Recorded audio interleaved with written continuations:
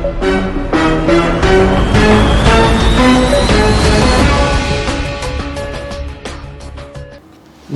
वकील साहब इंडिया में आपका स्वागत है। आज हम श्री रमेश गुप्ता जी जो सीनियर एडवोकेट हैं, बार काउंसिल के चेयरमैन रह चुके हैं, एमटी यूनिवर्सिटी के प्रोफेसर रह चुके हैं ऑनरेरी, और इसके अलावा न्यू दिल्ली बार एसोसिएशन के रिपीटली कई बार प्रेसिडेंट भी रहे हैं।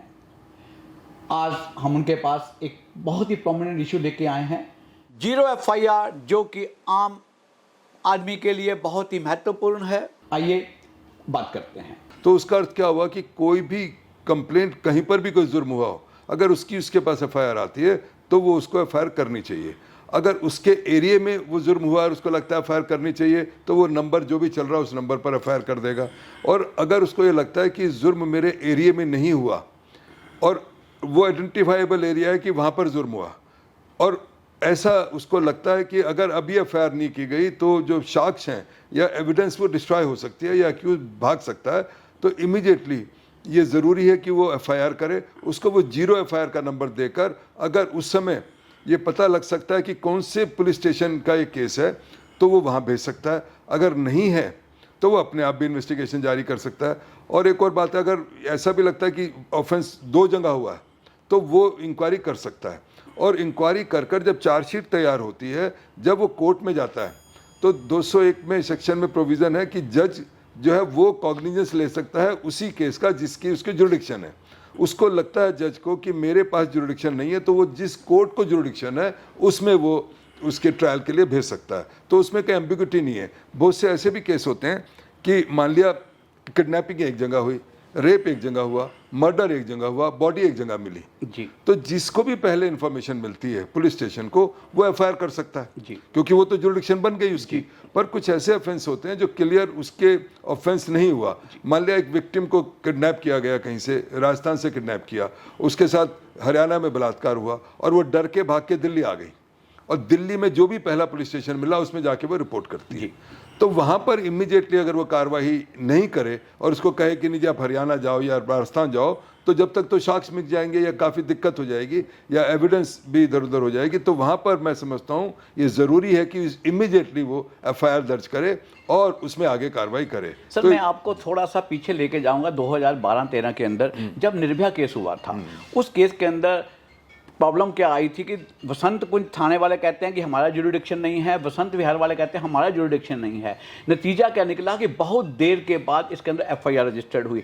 उसका नतीजा क्या है कि मिनिस्ट्री ऑफ होम अफेयर्स ने मेरा ख्याल है कोई एडवाइजरी जारी की जीरो एफआईआर को। मेरा उसी समय ये सब एग्जिस्टेंस वाली बात आई है। सर नहीं, मैं तो इस बात से एग्री नहीं करता। जीरो एफआईआर का कंसेप्ट तो जब से सीआरपीसी बनी है तब से है जी। सवाल ये है कि नहीं करना एक अलग चीज है, और एडवाइजरी तो तब आए जब कानून ना हो जी। बड़ा 154 क्लियर है सेक्शन, उसमें कोई एडवाइजरी की जरूरत नहीं है।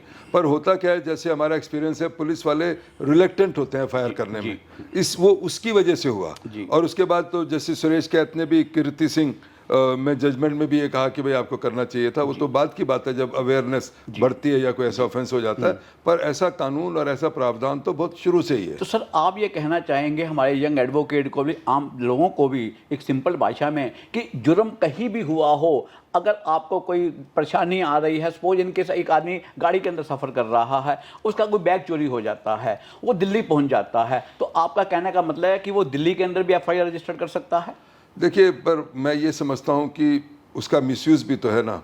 अब आप कहीं पर भी किसी पुलिस स्टेशन में कहें जी मेरी इलाहाबाद में चोरी हुई है बैग, दिल्ली का ऑफिसर कैसे उस टाइम उसको इन्वेस्टिगेट करे? वो इलाहाबाद जाएगा।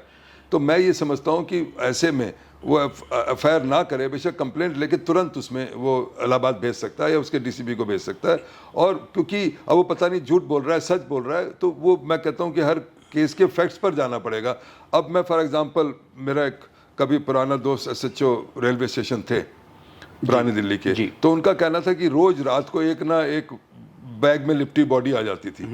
पता नहीं कहाँ कोई मर्डर हुआ होता था और वो घूम फिर के बॉडी यहाँ के उतर जाती थी। तो कहते हमें एफआईआर करनी पड़ती थी, हम जीरो एफआईआर करते थे, पर उसके साक्ष्य मिलते ही नहीं थे। ये ही नहीं पता लगता था कहाँ से वो तो चढ़ा था, कहाँ पे उसका मर्डर हुआ, तो वो एफआईआर तो कर लेते थे। सर जैसे आप आशा राम वाले केस की बात कीजिएगा, आशा राम वाले केस के अंदर विक्टिम बहुत परेशान थी, डरी हुई थी, जबकि जुर्म उसका आपका मेरा ख्याल है कि गुजरात में या एमपी साइड में हुआ था, लेकिन उसने एफआईआर दिल्ली में रजिस्टर की, जिसको जो 0 एफआईआर रजिस्टर की गई इस केस के अंदर। हाँ, तो वो इसका मतलब है कि जो अगर लोग परेशान हैं, जिनको खतरा है कि शायद हमारे अपने इलाके के अंदर एफआईआर रजिस्टर नहीं की जा सकी, कोई इन्फ्लुएंस होने की वजह से, अदरवाइज आई थिंक इसीलिए 2013 में एक अमेंडमेंट आया जी 166A में जी कोई ऐसे जुर्म जी जैसे तेजाब फेंक दिया और उसको ग्रीवेस हर्ट आ गई या मोलेस्टेशन से या रेप से रिलेटेड में स्पेशल इंस्ट्रक्शंस आई कि एसएचओ को उसके जुरिडिक्शन में जुर्म हुआ कि नहीं हुआ उसको एफआईआर करनी चाहिए। पर हर केस के रिलेटेड अगर ऐसे एफआईआर होने लगे तो उसका मिसयूज भी हो सकता है। उसका कारण क्या है कि कन्वीनियंस पुलिस स्टेशन में जाके कोई झूठी कंप्लेंट भी लगा सकता है, या जैसे चीटिंग की कंप्लेंट्स है, ये कंप्लेंट्स है, तो उसमें तो मैं डिसएग्री करूंगा। जहां टाइम कोई बहुत एसेंस की बात नहीं है। तो अब जैसे दिल्ली है, दिल्ली सारी कितनी बड़ी है, 1 घंटे में आप किसी भी पुलिस स्टेशन में जा सकते हैं। अगर मान लिया मैं जनकपुरी रहता हूं और मेरे साथ कहें कोई जी नेहरू प्लेस में किसी ने फ्रॉड किया, तो आप जनकपुरी में एफआईआर दर्ज करो। अरे नेहरू प्लेस जाने में आधा घंटा लगेगा, फ्रॉड तेरे से 3 साल पहले हुआ। तो ऐसा नहीं है कि जहां पर भी जाके आप बैठ जाओ कि जी आप मेरी एफआईआर करो, बट अर्जेंसी देखनी पड़ेगी। ये देखना पड़ेगा कि वो जुर्म अगर उसी टाइम इन्वेस्टिगेशन नहीं किया गया तो उसमें बड़ा नुकसान हो सकता है, एविडेंस डिस्ट्रॉय हो सकती है। तो सर इसका आप कहना कहेंगे लिमिटेड पर्पस क्या रहा आखिरकार? देखिए अब एक जी लिमिटेड बस पर्पस में क्या है? 0 बस में एफआईआर किसी को चक्कू मार दिया जी और बस चल रही है, वो आगे जाके उसको बाहर फेंक दिया या वो खुद कूद गया इंजर्ड, और वहां उसी टाइम पुलिस को खबर होती है, पुलिस कहने नहीं जी चक्कू कहाँ लगा था आपको, तो दूसरे पुलिस से वहां जाओ, वो गलत है। वहां पर इमीडिएटली एक्शन जरूरी है जी। पर जहां ऑफेंसेस हैं जिसमें इमीडिएट एक्शन अदरवाइज भी नहीं हो सकता, उसकी प्रिलिमिनरी इंक्वायरी होनी चाहिए, तो कंसर्न पुलिस स्टेशन में जाना चाहिए। ये मेरा मानना है। सर आप कहते हैं कि 0 एफआईआर होगी, इसका मतलब कि वो 0 एफआईआर करके वो थोड़ी सी प्रिलिमिनरी इंक्वायरी तो अल्टीमेटली वो डिपार्टमेंट आपका पुलिस स्टेशन करेगा ही करेगा, उसके बाद वो किसी कंसर्न डिपार्टमेंट में जहां का जुरिडिक्शन बनता है वहां भेज दी जाएगी। देखिए नॉर्मली तो 0 एफआईआर करके कंसर्न पुलिस स्टेशन में ही भेजा जाएगा, पर उसमें भेजने में टाइम गैप होता है। अब मान लिया राजस्थान का जयपुर का केस था, तो इमीडिएटली तो रवाना नहीं करेगा, और वो लेडी कहती है कि वो मेरे को छोड़ के भाग गया रेलवे स्टेशन पर, और वो आदमी मिल सकता है, तो वो उनको इमीडिएटली एक्शन लेना पड़ेगा, क्योंकि एफआईआर के बाद ही पुलिस को जुरिडिक्शन मिलती है आगे अरेस्ट भी करने की या कलेक्शन ऑफ एविडेंस की। उस सिचुएशन में तो इमीडिएटली करना होगा। पर जहां पर ऐसा नहीं है, जहां उस इमीडिएट मान लिया चलो एफआईआर भी कर ली और उसके बाद कुछ नहीं करना, तो फॉरवर्ड करेंगे, बल्कि फॉरवर्ड करने में 2-4 दिन लग जाएंगे। वो डीसीपी को चिट्ठी लिखेगा, डीसीपी वहां की चिट्ठी लिखेगा, डीसीपी फिर पुलिस स्टेशन भेजेगा। इसलिए आज मोबिलिटी कितनी है, आप जयपुर 5 घंटे में पहुंच जाओगे। लेकिन सर आप एक बात देखिए ना कि विक्टिम जो है कभी कभी डरे हुए होते हैं, उन्हें मालूम है कि अल्टीमेट उसका एक्सप्लॉयटेशन भी तो हो सकता है ना, इस सिचुएशन का एक्सप्लॉयटेशन। सारे जाके एक पता लगेगा ये दिल्ली में एक अच्छा डीसीपी, सारे आके वहीं बैठ जाएंगे, नहीं जी मैं तो यहाँ एफआईआर दर्ज करो, वो नहीं पर्पस है। पर्पस जो मैं समझता हूँ कि जहां पर एविडेंस इमीडिएटली कलेक्ट करनी है या एक्यूज को इमीडिएटली पकड़ना है, या आप ठीक कह रहे हैं अगर विक्टिम डरी हुई है या कुछ है और वो वहां नहीं जा सकती, तो भी अल्टीमेटली जाना ही पड़ेगा ना, एफआईआर के बाद भी तो जाना पड़ेगा। तो मैक्सिमम उस स्टेज में मैं समझता हूँ कि पुलिस प्रोटेक्शन प्रोवाइड होनी चाहिए, पुलिस प्रोटेक्शन प्रोवाइड, उसकी कंप्लेंट लेके वहां फॉरवर्ड कर दो, वो तो संभव है। तो आप बिल्कुल ही ये कहें कि नहीं 100% केसेस में आपको 0 एफआईआर करनी पड़ेगी, तो फिर मैं समझता हूँ नॉर्मल एफआईआर से ज्यादा 0 एफआईआर होनी शुरू हो जाए। वो आपकी बात ठीक है, लेकिन लॉ तो बना ही हुआ है कि अगर लॉ तो ये बना हुआ है कि कॉग्निजेबल ऑफेंस में एफआईआर होनी चाहिए, तो 156(3) में क्यों जाते हैं? आज दिल्ली के अंदर, बाहर तो मुझे पता नहीं, मैक्सिमम 156(3) में एफआईआर दर्ज हो रही है। क्यों 156(3) में एफआईआर दर्ज हो रही है? आप कहते हो कि मैंने जी पुलिस को कंप्लेंट की थी, उसने कुछ नहीं किया, मैंने डीसीपी को कंप्लेंट की, उसने कुछ नहीं किया, और जज कहता कॉग्निजेबल ऑफेंस करता एफआईआर कर दी, तो जज को साथ साथ फिर एसएचओ के खिलाफ भी कहना चाहिए कि इसके खिलाफ 166 पे कार्रवाई करो। बिल्कुल ठीक है। मैं ये समझता हूँ दिल्ली के अंदर ललिता कुमारी जजमेंट का टोटल नॉन कंप्लायंस हो रहा है। नहीं, आई डोंट एग्री। ललिता कुमारी ने क्या कहा है? ललिता कुमारी में इशू ये नहीं था ललिता कुमारी में इशू ये था कि क्या पुलिस प्रिलिमिनरी इन्वेस्टिगेशन कर सकते हैं एफआईआर से पहले? उन्होंने कहा कर सकती है। और दूसरा ये कहा कि अगर कॉग्निजेबल ऑफेंस होता है तो उनको एफआईआर करनी चाहिए, कंप्लेंट की वेरासिटी या ट्रूथफुलनेस को नहीं देखना चाहिए।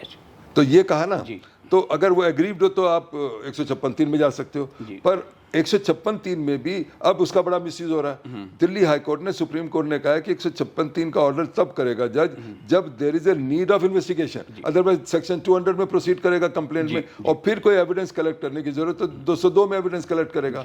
ओनली इन केस जहां आईओ, जहां कंप्लेनेंट अपने आप एविडेंस नहीं ला सकता, तब 156(3) का ऑर्डर होना चाहिए। पर मैं ये समझता हूँ जज जिस दिन कन्विंस होता है कि एफआईआर कॉग्निजेबल ऑफेंस बनता है, इसका मतलब इनवेरिएबली एसएचओ ने जानबूझ के एफआईआर दर्ज नहीं की, तो इसका मतलब उसके खिलाफ हर केस में 156(3) का ऑर्डर होते ही एसएचओ के खिलाफ एफआईआर हो जाए। सर मैं कहता हूं जेन्युइन केसेस के अंदर 0 एफआईआर अगर नहीं पुलिस वाले करते हैं तो उसके कॉन्सिक्वेंसेस क्या हैं, इसकी उस कंसर्न डिपार्टमेंट या कंसर्न पर्सन के खिलाफ क्या कार्रवाई हो सकती है? अगर वो नहीं करता, जेन्युइन केस की बात देखिए वो तो फिर अब जो अमेंडमेंट आया है 166A में, उसके अंदर फिर उसको प्रोसिक्यूट किया जाएगा, वो भी कॉग्निजेबल ऑफेंस है जी।